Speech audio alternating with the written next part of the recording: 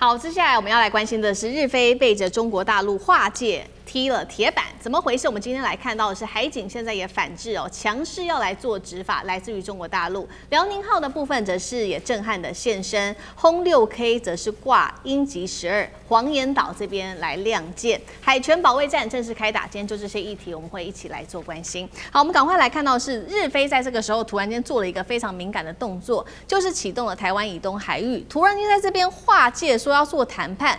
關鍵來了，重點國家台灣，它在台灣以東劃，但是台灣並沒有被納入這個討論的範圍之內，完全的排除在外，不可以一起來做協商。而這個位置是在第一島鏈最關鍵的節點，當然還是呢，在這個西太平洋的地區都會受到影響，所以大陸立刻做出了反制。我們來看到大陸的岱山號是立刻到台灣的東部海域執法巡查，釋放了對日韓說這邊主權跟海權的一個重要的訊號。過去執法大家知道，中國大陸大部分集中在釣魚台的這個周邊南海還有台灣海峽，這一次來到台灣東部海域，明顯就是對日菲喊話嗎？介大使怎麼看？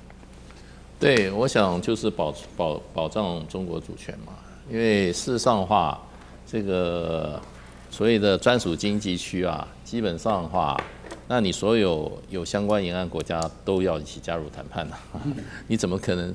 它牽涉到三個沿岸國啊，那你怎麼搞的？只有菲律賓跟日本談，當然日本也可以說很難吶，就是說為什麼呢？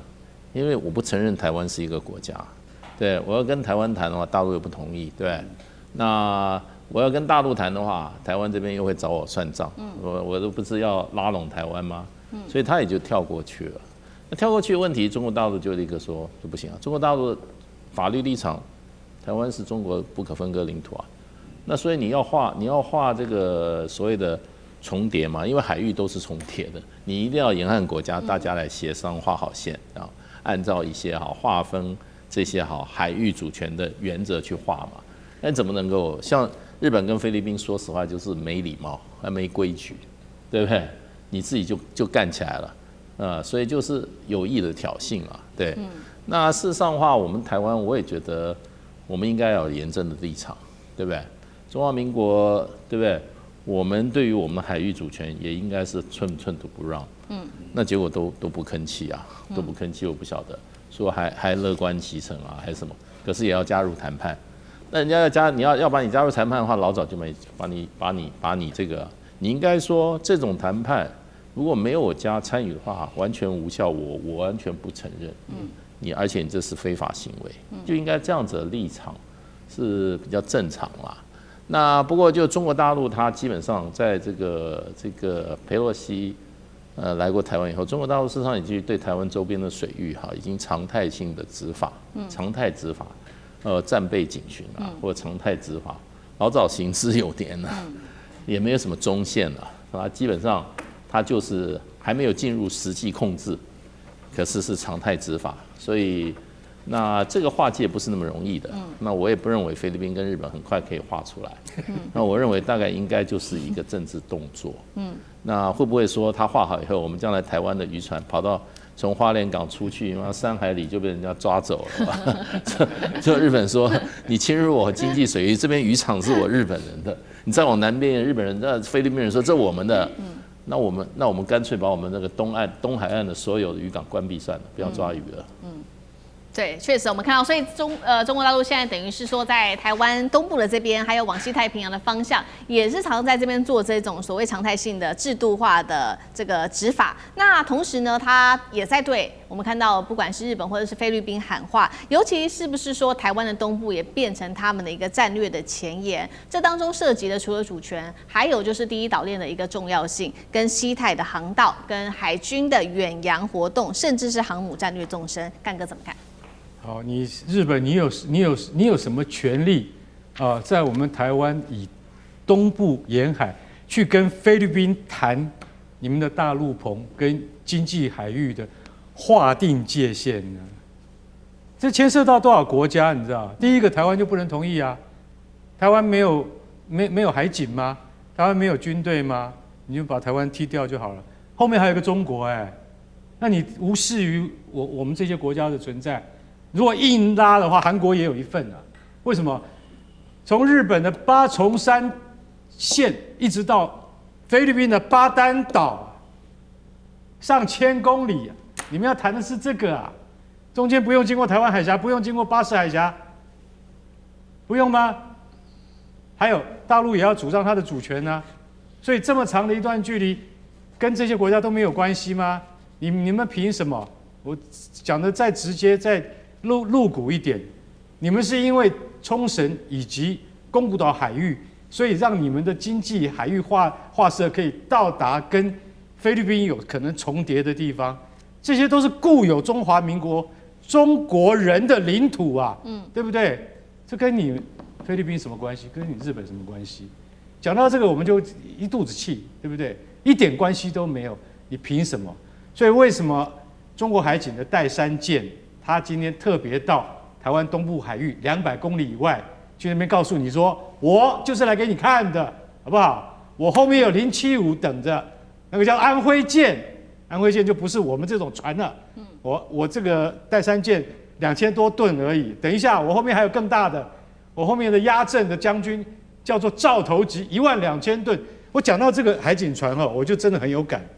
10年前我們那時候拿出那個日本最權威的世界的艦船雜誌在看的時候，那時候一看到哇，日本即將要下水，全世界最大的6500噸級的秋津島號海洋巡視艦，這個船比美國最大的海洋巡護船還要大1倍啊！10年之後，中國的12000噸出來的，比你秋津島號大1倍。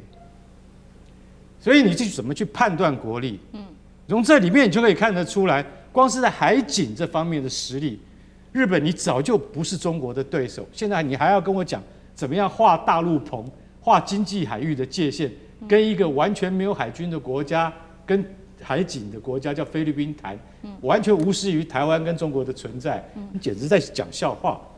對。那同時呢，此刻其實呢，日本還不止如此，除了嗆這個海警之外，他還說呢，中國大陸在空軍跟他的海軍方面也在拉高它的強度。我們來看到具體有哪一些。日本防衛省說的，他說遼寧號的艦載機短短3天已經起降了170架次的起降，而且西太平洋地區出現了非常多的船艦，包括我們來看到第一個是遼寧號在呂宋島的南方，安徽號進入太平洋方向，那麼同川艦完成了遠洋體系的演訓，南部戰區也公開了在黃岩島這邊呢有轟6K 掛載鷹擊12超音速反艦飛彈，直接對外是不是要宣告全時的待戰呢？艦長怎麼看？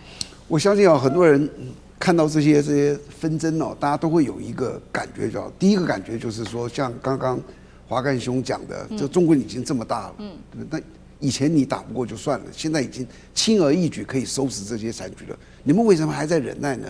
我聽過好多人在我們的群組上講，好希望有一天老公為了釣魚台狠狠地教訓一下日本。我其實很多人有這種想法，那我也在覺得說，你這麼強這麼大，你為什麼都不打？那我最近想到，我覺得我的理由是這樣，你們大家聽聽看。第一個，所有的這種主權的轉移我可以告訴你，不是談出來的，那一定是打出來的，而且不是说比如說我在釣魚台附近打完了之後，中國勝，然後我釣魚台就變成中國，不是這樣，你要把日本打敗，你知道吧？你打完他的一個東西，他還是說那是他的，只是在那場戰役你贏了，就你要用一個威脅的武力，就你存亡之秋。就像當初為什麼割讓台灣，因為那時候的打完甲午戰爭，山東半島跟那個遼東半島各有一個日本軍隊在那裡對着北京都很近啊。他說你只要不割讓，我就打你北京。那慈禧太后嚇一跳就割讓，就你一定要他生死存亡。那除了這個之外，那我們今天可不可能叫北京說為了釣魚台或者為了到南海的幾個島跟他們打一仗，然後大家就覺得你打那麼小的小朋友，不是在國際間你的名聲會很差嗎？那這樣子好了，我也不打你。他們現在做的其實都是這樣：第一，我持續的在外交上宣稱你是我的，釣魚台是我的，這個島是我的，台灣是我的；第二，我持續用我的兵力在這裡繞，證明我拿實際行動說我有能力拿下這個東西。他就第一個我宣稱，第二個我實際行動做。那你可能跑掉嗎？台灣可能跑很遠嗎？不可能啊。那我只要不打，你敢打我，我就打你。這是他表現出來的。只要你不打我，就是這2招：第一，我宣稱；第二，我持續派兵力。像釣魚台去年365天，他派了什么355天還是多少？就他天天去，你要跟我耗嗎？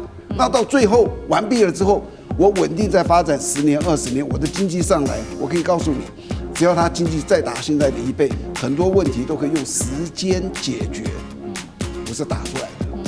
到時候，他們說台灣一看，哇。